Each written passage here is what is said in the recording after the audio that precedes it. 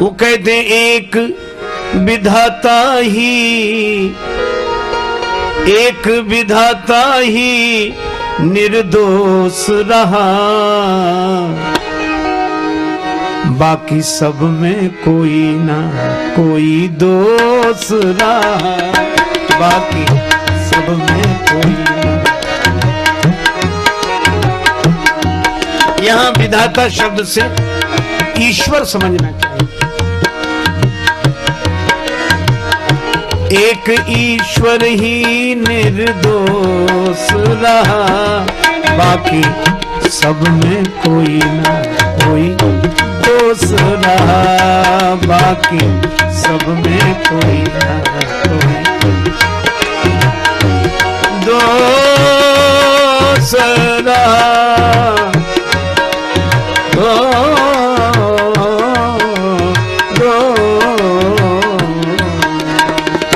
सब में कोई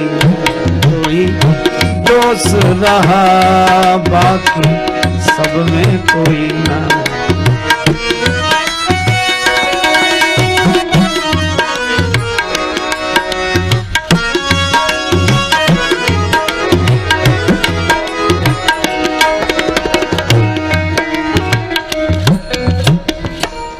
और बड़े सुंदर सुंदर उन्होंने उदाहरण दिए इस भजन में।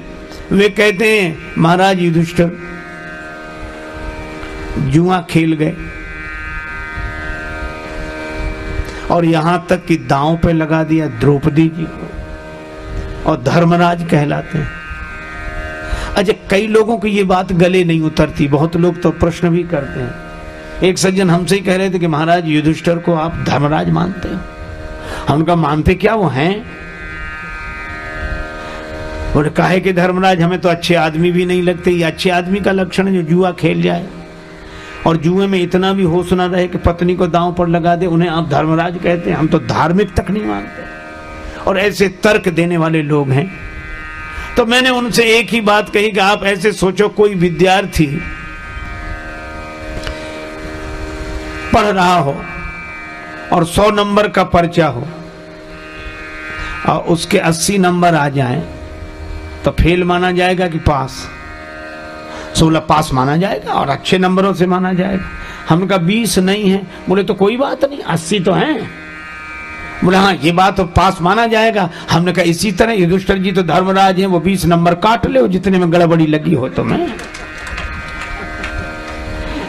जो तुम्हें गलत लगता हो और जो गलत है तो उतने नंबर कम कर लो। मैं तो कहता हूं अवतार कोटि की विभूतियों को, महापुरुषों को भी जब देखो तो कुछ लोग हल्दी की गांठ पे पंसारी की दुकान खोलते हैं, एक दोष पर बाकी सब गुणों को नकार जाते हैं। यह गलत बात है। अरे आप उनके 20 नंबर कम देखो पर 80 तो देखो। इसी तरह मैं आपसे चर्चा कर रहा था कि मास्टर जी ने इस भजन में कहा कि युधिष्ठिर जी में भी दोष जुए का।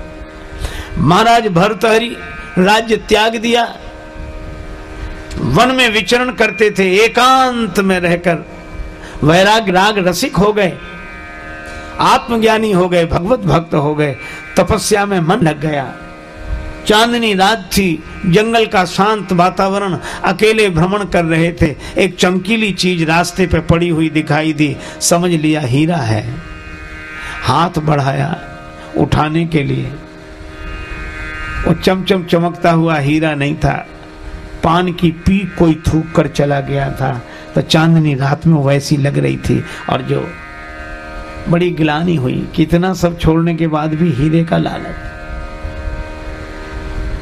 तो भजन में कहा कि बोलो कहां का संतोष रहा।